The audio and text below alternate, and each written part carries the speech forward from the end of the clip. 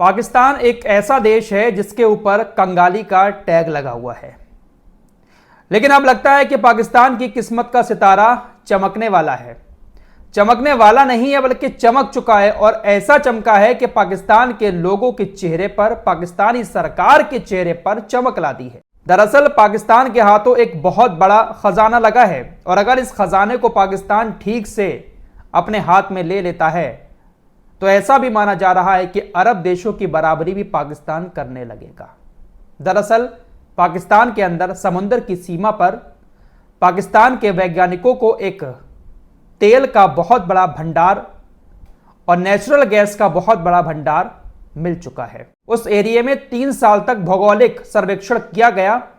बहुत ज्यादा वैज्ञानिकों ने वहां पर मेहनत की, और उस मेहनत के बाद अब उन वैज्ञानिकों को कामयाबी हाथ लगी है, और यह माना जा रहा है कि यह जो तेल का भंडार पाकिस्तान को मिला है, यह दुनिया का चौथा सबसे बड़ा तेल का भंडार है। पाकिस्तान की किस्मत इससे चमक सकती है।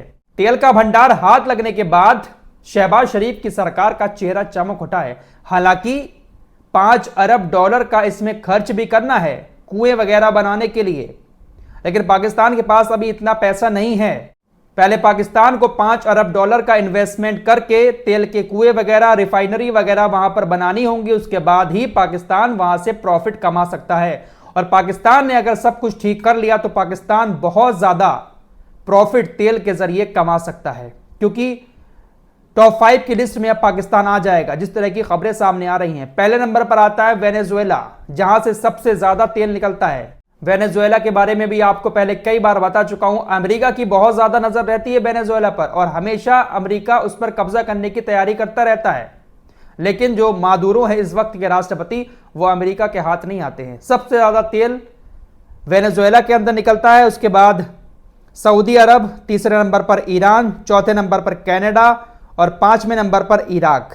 लेकिन अगर पाकिस्तान ने इस तेल के भंडार को सही सलामत हासिल कर लिया तो ऐसा माना जा रहा है कि पाकिस्तान का यह तेल का भंडार दुनिया का चौथा सबसे बड़ा तेल का भंडार हो सकता है। पाकिस्तान के हाथों तेल ही नहीं लगा है, बल्कि ऐसी भी खबरें आ रही हैं कि सोने की खदान भी एक पाकिस्तान को मिली है, और ये सारी खबरें हमारे देश की मीडिया पर भी लिखी जा रही हैं। पाकिस्तान की सरकार के सामने पैसे को पहले इन्वेस्ट करने की दिक्कत आ सकती है, क्योंकि पाकिस्तान के पास इतना पैसा नहीं है कि वो $5 अरब वहां पर खर्च कर सके।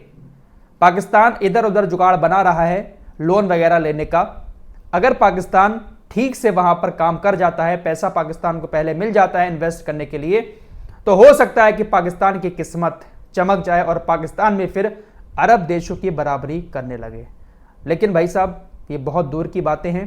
कई साल अभी लगेंगे सब कुछ करने में।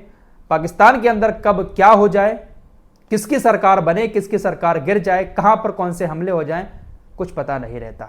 देखते हैं कि आगे क्या होता है। फिलहाल तेल की बात चली है तो मैं भी एक तेल के बारे में आपको बता देता हूं, उसके बाद मिडिल ईस्ट की खबरों की तरफ चलूंगा। देखिए, आदिवासी हेयर ऑयल का प्रमोशन मैंने बहुत ज्यादा किया, लेकिन जो फेक आदिवासी हेयर ऑयल है उसके चक्कर में जो असली वाला आदिवासी हेयर ऑयल है उसको भी बहुत ज्यादा बदनाम किया गया। सोशल मीडिया पर बहुत ज्यादा एक्सपोज किया जा रहा है आदिवासी हेयर ऑयल को। लेकिन दोस्तों, ऐसा नहीं है। मैं फिर से आपसे यही कहूंगा कि सभी आदिवासी हेयर ऑयल जो हैं वो फर्जी नहीं है, फेक नहीं है। आप ओरिजिनल ऑयल खरीद के उसको सही तरीके से लगाना शुरू कर दे तो फायदा जरूर होगा। सारे सर्टिफिकेट उनके पास हैं, जिसका लिंक मैं डिस्क्रिप्शन में दे रहा हूं। वहीं से वेबसाइट से खरीदें और उसके बाद आप अच्छे से लगाएं, फायदा जरूर होगा। दोस्तों, मैंने अपनी लास्ट रिपोर्ट में आपको एक खबर दी थी कि इजराइल की सेना ने लेबनान के एक गांव में हमला किया। उस गांव में पहले से ही आग लगी हुई थी। फायर ब्रिगेड की गाड़ियां वहां पर आग बुझा रही थीं। इजराइल की वायुसेना ने वहां पर हमला किया। 3 कर्मचारी मारे गए फायर ब्रिगेड के। ये आतंकी नहीं थे जिसके ऊपर इजराइल ने हमला किया। अब इस हमले के जवाब में हिजबुल्लाह ने भी तकरीबन 50 रॉकेट दागे किरियत शामोना और उसी उत्तरी इजराइल के एरिया में। कुछ गांव को हिजबुल्लाह ने भी निशाना बनाया। काफी सारे रॉकेटों को इंटरसेप्ट कर लिया गया, लेकिन कुछ रॉकेट जाकर इजरायली यहूदियों के घरों पर गिरे हैं। हिजबुल्लाह ने कहा कि हमने यह हमला इजरायली हमले के जवाब में किया है। अब इस खबर को हमारा मीडिया कैसे लिखता है? अमर उजाला लिखता है कि लेबनान हमले के जवाब में हिजबुल्लाह ने की कायराना हरकत, उत्तरी इजराइल में रिहायशी इलाके में दागे रॉकेट। हिजबुल्लाह हमले करता है तो वो कायराना हरकत हो जाती है, दर्दनाक हमला हो जाता है। लेकिन इजराइल हमला करता है तो कहा जाता है इजरायली सेना ने की एयर स्ट्राइक, हिजबुल्लाह के ठिकानों को किया नष्ट। यह स्तर है इस मीडिया का। दोस्तों, कल शाम की खबर है, जॉर्डन और इजराइल के बॉर्डर पर तैनात इजरायली 3 पुलिस वालों की मौत हो गई। दरअसल एक ट्रक जो बॉर्डर क्रॉस कर रहा था जॉर्डन का, इजरायली सेना ने उसको रोका। ट्रक ड्राइवर के पास बंदूक थी, उस ट्रक ड्राइवर ने 3 पुलिस वालों के गोली मारी, जिनकी मौके पर ही मौत हो गई। हालांकि ट्रक ड्राइवर भी इजरायली सेना की, इजरायली पुलिस की गोली में मारा गया। इजरायली सेना हर बॉर्डर पर तैनात है। फिलिस्तीन का जो भी बॉर्डर है उस बॉर्डर पर इजरायली सेना तैनात रहती है, चाहे वो मिस्र का बॉर्डर हो, चाहे जॉर्डन का या फिर गाजा का। सारी जगहों पर चेक पोस्ट इजरायली सेना के हैं। कोई भी ट्रक अगर बॉर्डर क्रॉस करता है तो ये लोग बहुत ज्यादा परेशान करते हैं। बहुत सारी ऐसी वीडियोस आती हैं जो ये ट्रक ड्राइवर को धमकाते हैं, बंदूक दिखाते हैं, ट्रक ड्राइवर को नीचे उतरने के लिए कहते हैं। अगर ट्रक ड्राइवर नीचे नहीं उतरता है तो उसके ट्रक के टायर पर गोली मारकर उसकी हवा निकाल देते हैं। तो ये लोग बहुत ज्यादा बॉर्डर पर परेशान करते हैं, जॉर्डन के लोगों को भी और मिस्र के लोगों को भी। फिलहाल 3 पुलिस वालों की मौत हो गई। तुर्की के राष्ट्रपति रजब तैयब एर्दोगान ने हमास की तारीफ की है। कहा है कि हमास मुसलमानों की ओर से विरोध करता है। हमास न केवल गाजा का बल्कि इस्लामी भूमि और तुर्की की भी रक्षा करता है। तो काफी बढ़ चढ़कर तारीफ कर रहे हैं हमास की रजब तैयब एर्दोगान। ईरान के IRGC के जनरल रजा नकदी ने कहा, ईरान इस्माइल हानिया के खून का बदला जरूर लेगा, इसमें कोई शक नहीं है। मैंने इस्फहान में अपने दोस्तों से मिठाई तैयार करने के लिए कहा है। देखते हैं भाई कब मिठाई खाते हैं IRGC के कमांडर। ईरान ने रूस को 200 बैलिस्टिक मिसाइलें दी हैं, जिसके बाद यूक्रेन के राष्ट्रपति ज़ेलेंस्की ने ईरान को धमकी देते हुए कहा है कि आपने ये जो मिसाइलें रूस को दी हैं ना, इसका परिणाम बहुत विनाशकारी होगा, बहुत खतरनाक होगा, आपको ऐसा नहीं करना चाहिए था।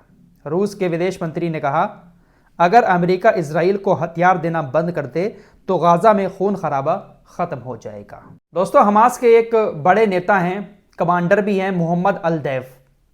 इजरायली सेना ने 13 जुलाई 2024 को एक दावा किया कि हमने अल-मवासी पर हवाई हमला करके मोहम्मद अल-दैफ को मार दिया। लेकिन आज हमास के लीडरशिप ने बताया कि मोहम्मद अल-दैफ पूरी तरह से जिंदा हैं और अब वो हमास की अगुवाई कर रहे हैं, हमास का नेतृत्व कर रहे हैं। मोहम्मद अल-दैफ जिंदा हैं। चलते चलते आप लोगों को मक्का की कुछ तस्वीरें दिखाना चाहता हूं। सोशल मीडिया पर बहुत ज़्यादा शेयर की जा रही हैं कि ये मक्का की पहाड़ियां हैं जो हाल ही में हुई बारिश के बाद हरी भरी नज़र आ रही हैं, और ये क़यामत की निशानी से जोड़कर काफ़ी शेयर की जा रही हैं कि जब क़यामत करीब होगी तो उस वक्त सऊदी अरब के जो सूखे पहाड़ हैं वहाँ पर हरियाली आ जाएगी। इस मामले पर आप लोगों का क्या कहना है, कमेंट बॉक्स में ज़रूर बताएं। मिलते हैं एक और नई वीडियो के साथ, तब तक के लिए अपना ख्याल रखिएगा। अल्लाह हाफिज़। डिस्क्रिप्शन में आदिवासी हेयर ऑयल का लिंक दिया है, मंगाकर ठीक से लगाएं, फ़ायदा होगा, क्योंकि बहुत सारे रिपीटेड कस्टमर हैं इस हेयर ऑयल के और उनको फ़ायदा हुआ है, इसलिए वो बार बार ख़रीद भी रहे हैं। और सोशल मीडिया पर फर्जी आदिवासी हेयर ऑयल की वजह से जो नेगेटिविटी फैल गई है, उसकी वजह से अगर आपका दिमाग कहता है कि नहीं हमें नहीं मंगाना है, तो भैया आपकी मर्ज़ी।